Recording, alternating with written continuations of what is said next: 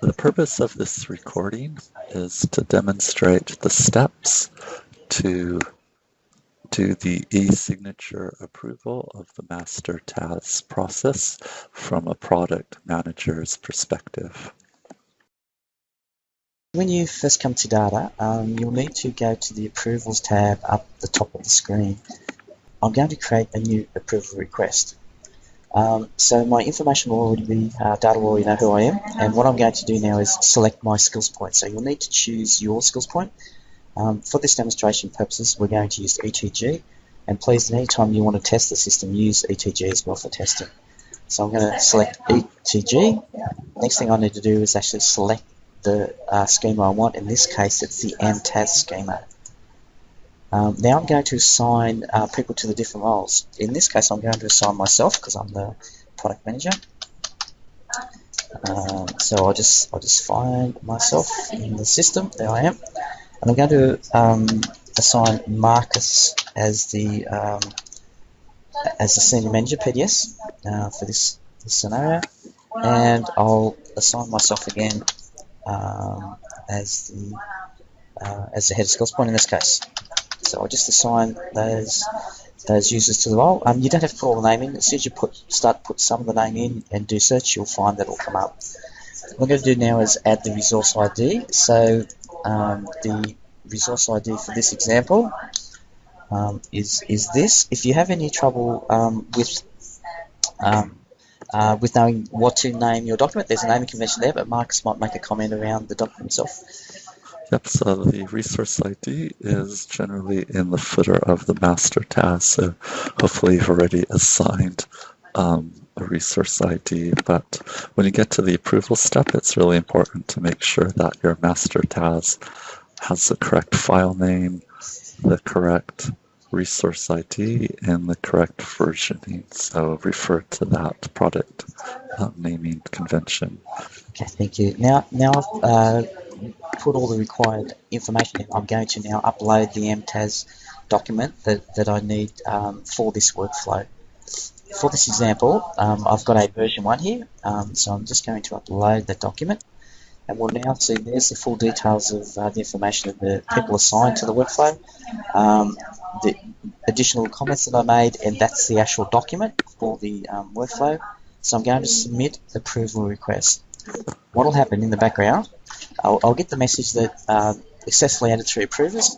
In this case, it's myself and Marcus. In the background, I'll receive an email that'll let me know that I'm the product manager, and here it comes up now. I'll just show that email. So that's just popped up in the background in the meantime, and it's telling me that there's a master TAS.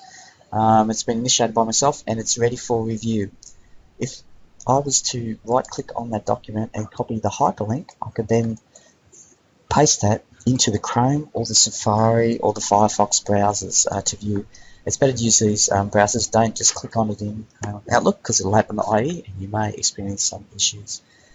So I would click on the link or paste it into the browser and then come basically to this location. I'll just go back to the approvals so that we can see that now I've got, as well as approval requests, I've also got a pending approval requiring my action, because in this case I am the product manager. So the next time I logged in, any approvals that are waiting for my attention will be in this top list. So I'm just going to go to the process request, and I can see that it's in step 1 and it's pending approval. And what I'll do now is make a comment to Marcus. I'll say, hi Marcus, please review this MTAS for qual XYZ, whatever it is. And if I needed to add any additional information, I could browse and add some more information if it was necessary for Marcus to look at as part of the plan. Might be industry consultation or whatever. But in this case, because I am the person who's started, the product manager who started the process, I'm just going to approve this, and I'm going to process the request, and I can see that an email has gone to Marcus. So Marcus will get an email shortly. I can see now in the workflow that it's pending approval for Marcus. I'm going to stop sharing my screen, and I'm going to ask Marcus to share his, and in this case decline the the approval so that we can see how I can replace the document. Senior Manager of PDS will receive an email as well, notifying them that you, the product manager, have submitted a master TAS for review by the PDS group. Senior Manager of PDS would once again come into the system, and this would be the view that the PDS manager would see. The way it would work is the manager would open the document, would click on the link for the document to be reviewed and open the document. And the scenario we'll choose at this point for the demonstration is that the manager looks at the document and finds missing information or something that's not quite right around the TAS. So in this scenario, Marcus is going to decline the approval process and then let me know why that might be. Yep, so usually we put some comments in using the review system. I just make some comments here just for the demonstration quickly. Please specify electives are from to meet.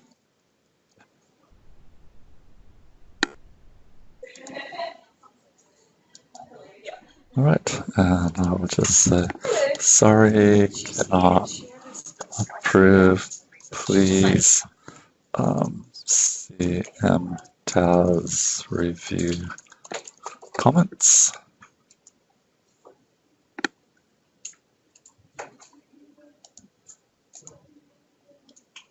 And it's not approved. Thank you, Marcus. I'll share my screen in a moment. I'll receive an email any moment from Marcus letting me know that that the MTAS has not been approved.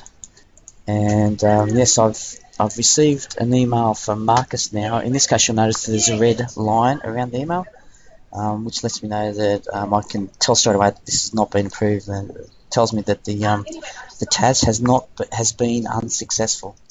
I can again right-click and copy the URL. I'm already in the interface, so I'll just go back to the approvals, and I'll have a look at the request, and I can see, just before I go any further, I can see straight away that the approval status is no, and the status is on hold. So whenever I come into the system, I can always tell that anything that's on hold or approval no means that there's an issue. So that's a bit of a heads up. But I did receive the email that told me there was an issue. So I'll go and have a look at what's going on, and I can see the request has been rejected, and it says see the history table. So if I look down below, I can see that the Marcus had rejected, not approved it, and he'll say, sorry, I can't approve, please see the comments. So I would open the document, and I'd have a look at whatever comments Marcus had made, which was down a few pages. There it was. So you'd review the comments and then make adjustments to the TAS as required. So I'd review Marcus' comments, I'd have a conversation, whatever needed to happen, and then now I need to restart the workflow with a new updated TAS. That's the original TAS that I started with. Now I'm going to, as I've made the adjustment to the TAS after talking to Marcus and whatever else I had to do, I'm going to now put up the new version. So I'm going to go to version 2 now of the TAS. So I'll find my new updated version. First of all, I've got to reassign the people. The reason you have to do this is because in the meantime, it may be that Marcus has gone on leave or somebody else is acting for Marcus. So you just need to, each time you do an approval process, just reassign the people. I'm going to reassign Marcus to the role. I'll just search for him. There he is. And I'll put myself in again as the final at a skills point. Yeah, so that's just to cover the scenario of people being on leave, and I'm going to submit that request. Now, what will happen as I'm the product manager? The workflow will come back to me initially first, so I'll just need to now reapprove it. So you can see the workflow has gone to step 4, and it's basically come back to me as a product manager. And I'll just go, hi Marcus, I have updated the MTAS per our oops, as per our conversation. I could attach any additional information I needed to, but in this case, what I'm going to do is send it off to approve for Marcus. Just before I do that, I just want to show you the history of the documents. This was the original document that I'd submitted to Marcus for the first round, and when Marcus had not approved it, I've now uploaded a second document, which is this document here. So I'm going to approve the request because I've attached my new document. I'm going to send off that request to Marcus. Okay, Marcus, I'm going to stop sharing my screen again because Marcus will receive an email and he can take over and re-review the MTAS. So you, as the product manager, have submitted your corrected master TAS back to PDS. The senior manager of PDS will review the submission again with your changes. Once again, remember, whenever you have to access the document, you need to right-click and copy the link. Okay, so this would be the review that the senior manager of PDS would get. They would see that you've made changes, so they would review your revised master TAS document, and they would find everything's finished and looks good. So I'll just say, well done, Dave. Thanks for the changes. Well, now approve. Okay, so I'm just going to approve it because you've made the changes requested. And now both you as product manager and your head of skills point should also receive a notification. I'll turn it back over to Dave to be the head of skills point. Yeah, thank you, Marcus. So Marcus is now, as the senior manager of PDS, approved my updates, and in the meantime, I've received an email, which is this email that I'll just show now. Yep. So I can see now that the MTAS has been assigned to me for approval. I would right-click on and copy the URL, and that would lead me to this page. In this scenario, I'll just go back and show where it would come in. It would come into here in approvals, pending approvals requiring my attention. If I look at that, I can see the history of the document now. I'll just have a brief look. So as the head of skills point, I could look at and see how many iterations, if I needed to, of the document occurred, and so I'd be able to go back and have a look at the changes, and down here I could look at any of the information that Marcus had provided at that point about why it wasn't approved. So I can see the complete history of the MTAS document. But it's now at the stage, in this scenario, it's at step 6, that it's come to me as a head of skills point. I would open and review the document, have one last final look. So I just open it, look at it. When I was happy with the document, if I'm happy, I can then finally approve the process. So I'm going to go, hi David, because David, the message will go back to the project manager now. Hi David, good job. I can approve the MTAS. So whatever message was appropriate. And again, if the head of skills point need to add any additional information, they could attach any other documentation they wanted to. Dave will get that back. So we're through the process now. I'm going to process the request, and when that completes, we'll see a pop-up message telling me there it is, that's been sent back to David Gilchrist as the project manager. So now I just refresh my screen, and we can see that now the MTAS is at the status called complete.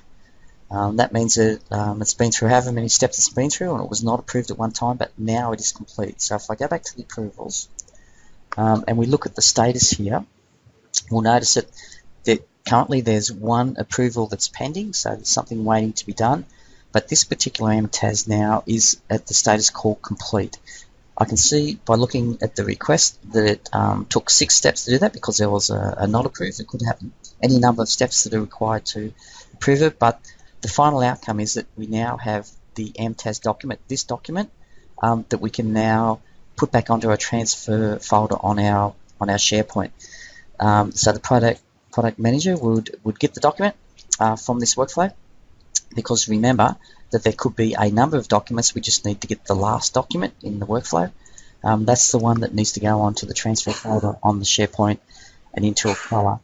I've also got a message saying that it's been successful, so the whole workflow is now completed. Yep, so as Dave said, at this point you would just process the master TAS as you were normally doing if you've already done one before. If not, the procedure is this would go into your transfer folder and you would add on the master TAS detail to your metadata submission form.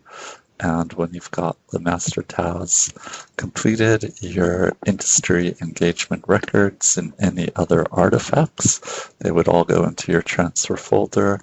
They would all be listed in your metadata form, and then you would submit all of those together to the Learning Bank. Do recall that once it goes to the Learning Bank, it's not automatically appear and available yet for the organization. It has to go through an approval process by the Learning Bank officers before it will become available to the organization in the Learning Bank. Okay, thank you, Max. Just for a final review, I'll just go back to the Approvals tab now. So we can imagine that I've just come into the system. If there were any approvals that had been assigned to me from somebody else, I would have another line up any requests that I need to confirm. So that there would be another box there, and I would be able to go to those approvals. I will also have a list of all my approvals.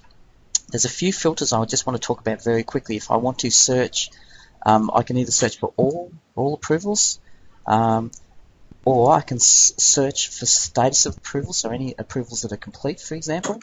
There's only one in this scenario, or any other state. On hold, the on hold is really important, because any approvals that are on hold means that there's something going on, that they need something to be completed.